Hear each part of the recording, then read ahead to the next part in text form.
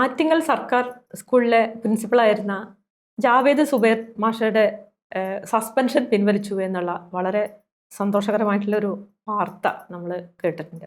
ഇത് കേൾക്കുമ്പോൾ നമുക്ക് ഏറെ സന്തോഷം തോന്നുന്നുണ്ട്. അദ്ദേഹം മുഖ്യമന്ത്രിക്കെതിരായിട്ടുള്ളൊരു പരാമർശം, അതായത് ട്രഷറി കാലിയായി പിന്നെങ്ങനെ താങ്കൾക്ക് ഈ പണമൊക്കെ കൊടുക്കാൻ പറ്റി എന്നുള്ള രീതിയിൽ വി.ഡി. സതീശൻ്റെ ഒരു ഫോട്ടോയും മേലിൽ ഒരു പൂച്ച കിടക്കുന്ന ഒരു ഫോട്ടോ, ട്രഷറിയിൽ പൂച്ച പെറ്റ് കിടന്നു എന്നാണ് പറയണത്. അപ്പോൾ എങ്ങനെയാണ് ഈ പൈസയൊക്കെ കൊടുക്കാൻ പറ്റിയെന്നുള്ള രീതിയിൽ ഒരു പോസ്റ്റ് ഇട്ടതിൻ്റെ മുകളിലാണ് അദ്ദേഹത്തിൻ്റെ സസ്പെൻഷൻ വന്നത്. എന്തായാലും ഇപ്പോൾ പൊതുസമൂഹത്തിൻ്റെ ഭാഗത്തുനിന്നും ഇപ്പോൾ നമ്മളടക്കം പിന്നെ വീഡിയോ ചെയ്യണ്ടായി, അതിനെതിരായിട്ട് വീഡിയോ ചെയ്യണ്ടായി. അപ്പം അങ്ങനെ പൊതുസമൂഹത്തിൻ്റെ ഭാഗത്തുനിന്ന് ഉയർന്നിട്ടുള്ള അത് ശരിയല്ല എന്നുള്ളൊരു അഭിപ്രായത്തിൻ്റെ മുകളിൽ തികച്ചും രാഷ്ട്രീയമായിട്ടുള്ള ഒരു വിമർശനമാണ് ഈ ജാവേദ് സുബൈർ മാഷ് ഉന്നയിച്ചത് എന്നുള്ളതിൻ്റെ പേരിൽ ഉയർന്നിട്ടുള്ള ഒരു, എന്തായാലും ആ ഒരു പരാമർശത്തിൻ്റെ പേരിലുള്ള സസ്പെൻഷൻ നടപടി സർക്കാർ പിൻവലിച്ചിട്ടുണ്ട്. ഇത് വളരെ പ്രധാനപ്പെട്ട ഒരു കാര്യമായിട്ടാണ് നമുക്ക് തോന്നുന്നത്. അതേ സമയത്ത് തന്നെ നമുക്കറിയാം KSRTC കണ്ടക്ടറായിട്ടുള്ള ഒരു സുനിൽ നേക്കഡായിട്ടുള്ള പിന്നെ വി.ഡി. സതീശൻ്റെ ഒരു പോസ്റ്റൊക്കെ ഇട്ടതിൻ്റെ അടിസ്ഥാനത്തിൽ അദ്ദേഹത്തിന് കിട്ടിയിട്ടുള്ള സസ്പെൻഷൻ അത് നിലനിൽക്കുന്നുണ്ട്. ഇത് രണ്ടാമത്തെ കാര്യത്തിൽ രാഷ്ട്രീയമായിട്ട് ഉന്നയിച്ചിട്ടുള്ള ഒരു കാര്യത്തിന് ഉള്ള ശിക്ഷ പിൻവലിച്ചുകൊണ്ടുള്ള ഒരു സർക്കാരിൻ്റെ ഉത്തരവ്. ഇത് നമ്മൾ ചർച്ച ചെയ്യുന്നു എന്നുള്ളത് നമ്മൾ എന്തുകൊണ്ട് എന്നുള്ളതാണ്. നമുക്കറിയാം കഴിഞ്ഞ സർക്കാരിൻ്റെ കാലത്ത് വന്നിട്ടുള്ള പല നടപടികളും എത്ര വലിയ പിന്നെ രീതിയിലുള്ള പ്രതിഷേധം ഉയർന്നാലും, അല്ലെങ്കിൽ പൊതുസമൂഹത്തിൻ്റെ സിവിൽ സൊസൈറ്റിയുടെ ഭാഗത്തു നിന്ന് ഇത് ശരിയല്ല എന്നുള്ള രീതിയിൽ പലരും മാധ്യമപ്രവർത്തകരും എല്ലാവരും ചൂണ്ടിക്കാണിക്കുമ്പോഴും അത് ചെയ്തതാണ് എന്നുള്ള രീതിയിലുള്ളൊരു സമീപനമായിരുന്നു പിണറായി വിജയൻ സർക്കാരിൻ്റെ ഭാഗത്തുനിന്നുണ്ടായത്. നമ്മുടെ ഉള്ളിലൊക്കെ എപ്പോഴും നിറഞ്ഞു നിൽക്കുന്ന ഒരു കാര്യമുണ്ട്. നമ്മുടെ അലൻ താഹ കേസിൽ അവർ അറസ്റ്റ് ചെയ്യപ്പെട്ട സമയത്ത്, അല്ലേ, അറസ്റ്റിനെതിരെ അവർ കുട്ടികളാണ്, അവരെ ഒരു കുറ്റം തെളിയിക്കപ്പെട്ടിട്ടില്ല, എന്തിനാണ് ഇങ്ങനെ UAPA ചാർത്തിയത് എന്നുള്ള നിലയ്ക്കൊക്കെ ചോദ്യം ഉന്നയിക്കുമ്പോൾ മുഖ്യമന്ത്രി പറഞ്ഞിട്ടുള്ള ഒരു കാര്യം, അവർ ചായ കുടിക്കാൻ പോയതിനല്ല അറസ്റ്റ് ചെയ്തത് എന്നുള്ളതായിരുന്നു. അപ്പോൾ അത്തരം കാര്യങ്ങൾ, ഞാനത് ഒരു ഉദാഹരണം പറഞ്ഞു തന്നല്ലോ, ഇത്തരം ധാരാളം ഉദാഹരണങ്ങൾ കഴിഞ്ഞ സർക്കാരിൻ്റെ കാലത്ത് ഉണ്ടായിട്ടുണ്ട്. നടപടികൾ പിൻവലിച്ചിട്ടില്ല, പലരും ശിക്ഷിക്കപ്പെട്ടിട്ടുണ്ട്. അപ്പം അങ്ങനെ ഇതിന് ശരിക്കും പറഞ്ഞാൽ വി.ഡി. സതീശൻ സർക്കാരിനെ ഈ കാര്യത്തിൽ നമ്മൾ അഭിനന്ദിക്കുക എന്നുള്ളതാണ്. എങ്ങനെയാണ് ഈ കാര്യങ്ങളെ കാണുന്നത്?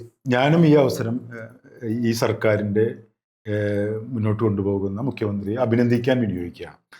അപ്പോൾ അമ്മി നേരത്തെ ചൂണ്ടിക്കാണിച്ചതുപോലെ പൗരത്വ സമരത്തിൻ്റെ സമയത്ത്, അതുപോലെ ഹർത്താലുകൾ പ്രഖ്യാപിക്കുന്ന സമയത്ത് വിവിധ ആളുകളെ പുറത്താക്കുന്ന കാര്യങ്ങൾ, ഇതുപോലെ നിരവധി പോസ്റ്റുകളുടെ പേരിൽ ഒരുപാട് ആളുകളെ പുറത്താക്കിയിട്ടുണ്ട്, സസ്പെൻഡ് ചെയ്യപ്പെട്ടിട്ടുണ്ട്, അങ്ങനെ ഒരുപാട് നടപടികൾ ഉണ്ടായിട്ടുണ്ട്.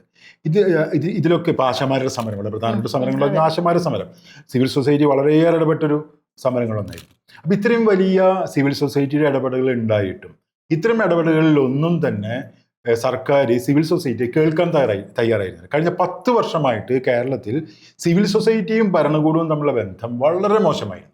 സിവിൽ സൊസൈറ്റിയുടെ ഒരു ആവശ്യത്തോടും ഭരണകൂടം പ്രതികരിച്ചിരുന്നില്ല. അവരെ എല്ലായ്പ്പോഴും പറഞ്ഞിരുന്നത് എന്താണെന്ന് വെച്ചാൽ സിവിൽ സൊസൈറ്റിയുടെ ഭാഗത്തുനിന്നുണ്ടാകുന്ന എല്ലാ ഇടപെടലുകളെയും ഭരണകൂടത്തിനെ തകർക്കാനോ അല്ലെങ്കിൽ കേരളത്തിലെ അപകീർത്തിപ്പെടുത്താനോ ഒക്കെയുള്ള കാര്യങ്ങളായിട്ടാണ് കണ്ടിട്ടുള്ളത്. ഏതെങ്കിലും വിമർശനം എവിടെയെങ്കിലും ഉയർന്നു വന്നാൽ കേരളത്തിന് 1-ാം നമ്പർ പദവിയെ തകർക്കുന്ന ശ്രമത്തിന്റെ ഭാഗമായിട്ടാണ് പിണറായി വിജയൻ സർക്കാർ ചെയ്തിരുന്നത്, അവരുടെ നേതാക്കന്മാർ ചെയ്തിരുന്നത്, CPM-ന്റെ നേതാക്കന്മാർ ചെയ്തിരുന്നത്. എന്തിനാണ് അവരുടെ ഏറ്റവും ചെറിയ യൂണിറ്റ് ആയിട്ടുള്ള SFIയും DYFI നേതാക്കന്മാർ പോലും പറഞ്ഞുകൊണ്ടിരുന്നത് ഇത് പിണറായി സർക്കാരിനെ തകർക്കാനുള്ള ഗൂഢാലോചന ഭാഗമാണ്.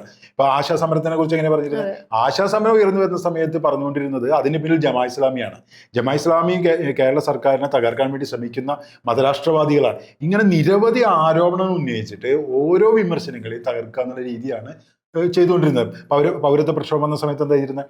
പൗരത്വ പ്രക്ഷോഭം വന്നുകൊണ്ടിരുന്ന സമയത്ത് ആളുകൾക്ക് മുഴുവൻ കേസെടുത്തവർ, ആയിരക്കണക്കിന് കേസുകൾ എടുത്തു. എനിക്കും അമ്പിയയ്ക്ക് പോലും 7 കേസ് അതിന്റെ പേരിൽ, വെറും ഒരു പ്രസ്താവന ഇറക്കിയതിന്റെ പേര് പോലും. ഈ പ്രസ്താവനകൾക്കെതിരെ സമരത്തിനെതിരെയും കേസെടുത്തപ്പോൾ അത് പിൻവലിക്കണം എന്നുള്ള ഒരു ആവശ്യം പൊതുസമൂഹത്തിന്റെ ഭാഗത്തുനിന്നുണ്ടായി. തൊട്ടടുത്ത തമിഴ്നാട്ടിൽ ഇവർ എപ്പോഴും ഉയർത്തി പറയാറുള്ള സ്റ്റാലിൻ അവിടെ നിരവധി കേസുകൾ പിൻവലിച്ചു. പൊതുസമൂഹത്തിന്റെ ഭാഗത്തുനിന്നുള്ള ഇതിന്റെ ആവശ്യം ഡിമാൻഡ് പരിഗണിച്ചിട്ട് അതിൻ്റെ ആവശ്യങ്ങൾ പരിഗണിച്ചുകൊണ്ടും അവരുടെ നിർദ്ദേശങ്ങൾക്കനുസരിച്ച് ഉപദേശങ്ങൾക്കനുസരിച്ച് അവർ പരിഗണിക്കണ്ടായി. എന്നാൽ ഇവിടെ കേരളത്തിൽ ഇത്തരത്തിലൊരു കാര്യം ഉണ്ടായില്ല. അപ്പോൾ പൊതുസമൂഹവും ഭരണകൂടവും തമ്മിലുള്ള ബന്ധം കഴിഞ്ഞ 10 വർഷമായി വളരെ മോശമായിരുന്നു. എന്നാൽ ഇപ്പോൾ ഒരു പരിധിവരെ ഈ സർക്കാർ പൊതുസമൂഹത്തിൻ്റെ ചെവി കൊടുക്കാൻ അവർ പറയുന്നത് കേൾക്കാൻ, അവരുടെ അഭിപ്രായങ്ങൾക്ക് ഒരു ഗൂഢാലോചനയായി മനസ്സിലാക്കാതെ അതിനൊരു നിർദ്ദേശങ്ങളായി, ഉപദേശങ്ങളായി പരിഗണിക്കാൻ തയ്യാറായിരിക്കും എന്നുള്ളതാണ് ഞാൻ ഇതിൽ കാണുന്നൊരു കാര്യം. ഗൂഢാലോചനയായിട്ടുള്ള ഇനങ്ങൾ. അതോടൊപ്പം ഞാൻ മറ്റൊരു കാര്യം ഇതോടൊപ്പം ചൂണ്ടിക്കാണിക്കും. അത് മാത്രമല്ല ഉണ്ടായിട്ടുള്ളത്, ഈ ഭരണകൂടം, കഴിഞ്ഞ ഭരണകൂടം നമ്മളൊരു വ്യത്യാസം എന്താണെന്ന് വെച്ചാൽ, പിണറായി ഭരണകൂടം ഒരർത്ഥത്തിൽ ഓട്ടോക്രാറ്റിക് ആയിട്ടുള്ള സമീപനമാണ് മുന്നോട്ട് വെച്ചിട്ടുള്ളത്. ഭയങ്കര ഓട്ടോക്രാറ്റിക് ആയിട്ടുള്ള സമീപനമായിരുന്നു. ഒരു തരത്തിലുള്ള വിമർശനങ്ങളെയും അത് പരിഗണിച്ചിരുന്നില്ല. മാത്രമല്ല അതിൽ ഒരു തരത്തിലുള്ള ഇന്റേണലായുള്ള വിമർശനം പോലും ഉണ്ടായിരുന്നില്ല. ഇപ്പൊ ഈ വിഷയത്തിൽ നോക്കുക, ഇപ്പൊ സതീശൻ മന്ത്രിസഭ അധികാരത്തിൽ വന്നിട്ട് കുറച്ച് നാളുകളെ ആയിട്ടുള്ളൂ. ഈ സമയത്ത് രണ്ട് മന്ത്രിമാരുടെ ഭാഗത്തുനിന്നുള്ള ഒരു സന്ദർശനങ്ങളുണ്ടായി. അത് നമുക്ക് ചൂണ്ടിക്കാണിക്കാം. അതായത് ഒന്ന്, കഴിഞ്ഞ ദിവസം ബിന്ദു കൃഷ്ണ, അതായത് വനിതാ ശിശുക്ഷേമ വകുപ്പ് മന്ത്രിയായുള്ള ബിന്ദു കൃഷ്ണ വെള്ളാപ്പള്ളി നടേശനെ സന്ദർശിച്ചു. ഈ സന്ദർശനത്തോട് പല ആളുകൾക്കും വിയോജിപ്പുണ്ട്. അതെങ്ങനെ കാണണം എന്നുള്ള മറ്റൊരു കാര്യമാണ്. പക്ഷെ വിയോജിപ്പുണ്ട് പല ആളുകൾക്കും. ഇപ്പൊ VR അനൂപ് അവരുടെ പ്രധാനപ്പെട്ട നേതാക്കന്മാരിൽ ഒരാളാണ്.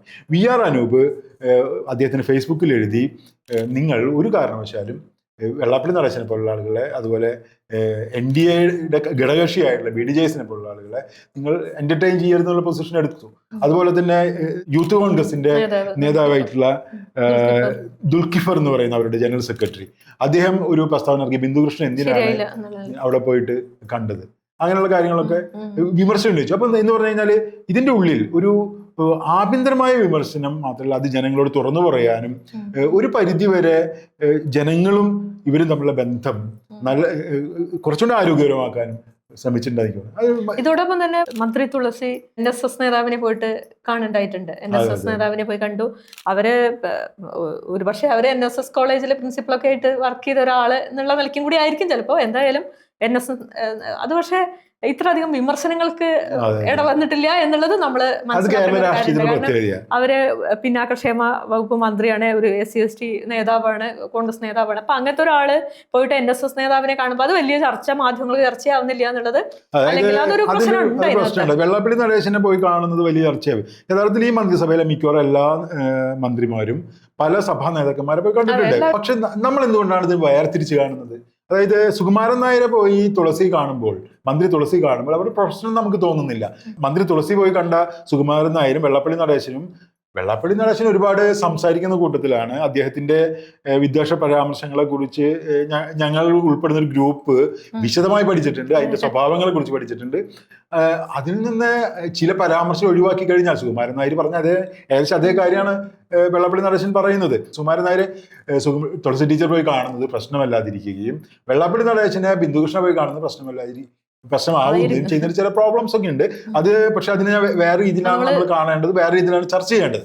എങ്കിൽ പോലും ഇത് പരസ്പരം വേറിട്ട് കാണുന്നതിലൊരു പ്രശ്നം പിന്നാക്ക വിഭാഗങ്ങളോടുള്ള നമ്മുടെ സമീപനത്തിന്റെ ഭാഗമാണ്. പിന്നാക്ക വിഭാഗങ്ങളെല്ലാം തികഞ്ഞ ആളുകളായിരിക്കണമെന്നും മറ്റൊരാണെങ്കിൽ അതൊരു ബലതന്ത്രത്തിന്റെ ഭാഗമായിട്ടും കാണാം എന്നാണ് നമ്മുടെ രാഷ്ട്രീയം കാരുടെ രീതി. അതാണ് അതിന്റെ ഭാഗമായിട്ടാണ് ഈ വിമർശനം. പക്ഷെ എങ്കിലും നമ്മൾ ഒരു കാര്യം നമ്മളതിൽ ചൂണ്ടിക്കാണിക്കണം.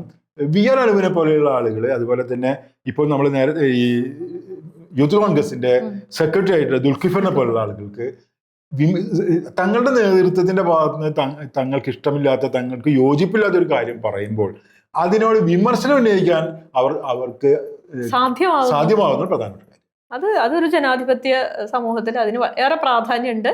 ഇത് നമുക്കൊരിക്കലും കാണാൻ കഴിഞ്ഞിട്ടില്ല. ഇപ്പൊ മറ്റു കാലത്ത് നമ്മൾ കണ്ടില്ലേ, ഒരു SFI നേതാവിനോ അല്ലെങ്കിൽ ഒരു DYFI നേതാവിനോ അല്ലെങ്കിൽ ഏതെങ്കിലും ഒരു CPM നേതാവിനോ അതിന് സാധിച്ചിരുന്നില്ല എന്നുള്ളതാണ്. മാത്രമല്ല ഒട്ടും MLA-മാർക്ക് പോലും ആക്സസിബിൾ ആയിരുന്നില്ല ഈ മുഖ്യമന്ത്രി എന്നുള്ളതാണ് അതിൽ ഏറ്റവും. അത് എന്താ പറയുക, പ്രതിപക്ഷ MLA-മാരുടെ അഭിപ്രായമല്ല, എനിക്ക് നേരിട്ട് അറിയുന്ന ഒരു കാര്യമാണ്. ഒരു CPI നേതാവായിട്ടുള്ള ഒരു MLA ഒരിക്കൽ പറഞ്ഞത്, ഞങ്ങളാകെ എന്താ പറയുക, മുഖ്യമന്ത്രിയെ കാണുന്നത് സഭയുടെ അകത്ത് വെച്ച് മാത്രമാണ്, അല്ലാതെ ഞങ്ങൾക്ക് ഒരിക്കലും സംസാരിക്കാനോ ഇടപെടാനോ ഒന്നും സാധ്യമല്ല എന്നുള്ളതാണ്. അപ്പൊ അത്രയ്ക്ക് ആക്സസിബിലിറ്റി എന്നുള്ളത് വളരെ പ്രധാനമാണ്. കാരണം ഇപ്പൊ നമുക്കറിയാം, ഇപ്പൊ ഈ ദലിത് ആദിവാസി നേതാക്കൾ അല്ലെ പലരും പോയിട്ട് കാണുണ്ടായിട്ടുണ്ട്. ഇപ്പൊ ആ ഒരു പശ്ചാത്തലത്തിലാണ് ഇപ്പോൾ ഗീതാനന്ദൻ സഖാവിന്റെ ഒരു പ്രസ്താവനയൊക്കെ വരുന്നത്.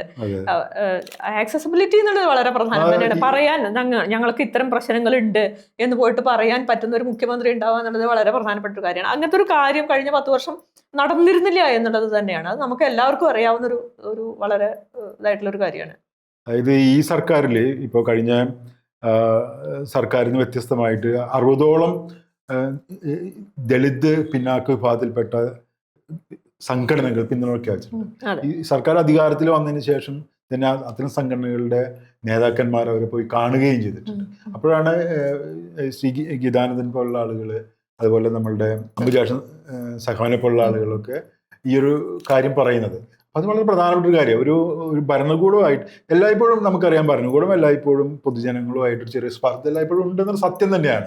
അത് റിയാലിറ്റിയാണ്. ഇന്നിപ്പോൾ വി.ഡി. സതീശൻ മന്ത്രിസഭ ജനങ്ങളുടെ ശബ്ദം കേട്ടു എന്നുള്ളതുകൊണ്ട് എന്നും അത് കേൾക്കണം നിർബന്ധമൊന്നുമില്ല. പക്ഷെ നമുക്ക് ആകെ കൂടി ഉറപ്പുവരുത്താൻ കഴിയുന്ന ഒരു കാര്യം, ഭരണകൂടവും ജനങ്ങൾക്കിടയിൽ കേൾക്കാനുള്ള ഒരു സ്പേസ് ഉണ്ടാവുക എന്നുള്ളതാണ്. അതിനിടയിൽ ഒരു തലം വികസിപ്പിക്കുക എന്നുള്ളതാണ്. അതിനൊരു ഭാഗമായിട്ടാണ് അന്ന് ശ്രീ ഗീതാനന്ദന്റെ ഭാഗത്തും അതുപോലെ തന്നെ അംബുജാക്ഷന്റെ ഭാഗത്തുനിന്നൊക്കെ ഉണ്ടായിട്ടുള്ള പ്രസ്താവന. അങ്ങനെയാണ് നമ്മൾ അതിനെ മനസ്സിലാക്കേണ്ടത്. അപ്പൊ ആ ഒരു സ്പേസ് ഈ മന്ത്രി സഭയോ അല്ലെങ്കിൽ അതിന്റെ നേതാക്കന്മാരോ നൽകുന്നുണ്ട് എന്നുള്ളത് സിവിൽ സൊസൈറ്റിക്കും പൊതുസമൂഹത്തിനും ആക്സസിബിലിറ്റി ഉണ്ടാവുക, അല്ലെങ്കിൽ അവർക്ക് പറയാൻ ഒരു ഇടം ഉണ്ടാവുക എന്നുള്ളത് അത് വളരെ പ്രധാനപ്പെട്ട ഒരു കാര്യമാണ്. സിദ്ദിഖ് കാപ്പൻ വളരെ മോശം ആരോഗ്യസ്ഥിതിയിൽ ആയിട്ട് അവിടെ ജയിലിൽ കിടക്കുന്ന സമയത്ത് വളരെ മോശം അവസ്ഥയിൽ UP ജയിലിലായിരുന്നു സിദ്ദിഖ് കാപ്പന്റെ ഭാര്യ. അവര് പിന്നെ ആരോഗ്യ പ്രശ്നത്തിൽ എങ്കിലും ഒന്ന് വിളിച്ചു പറയണം, ഒന്ന് ഇടപെടണം എന്ന് പറഞ്ഞിട്ട് മുഖ്യമന്ത്രി കാണാൻ പോയിട്ട് പോലും വലിയ ബുദ്ധിമുട്ടുകളാണ് നേരിട്ടിട്ടുള്ളത്.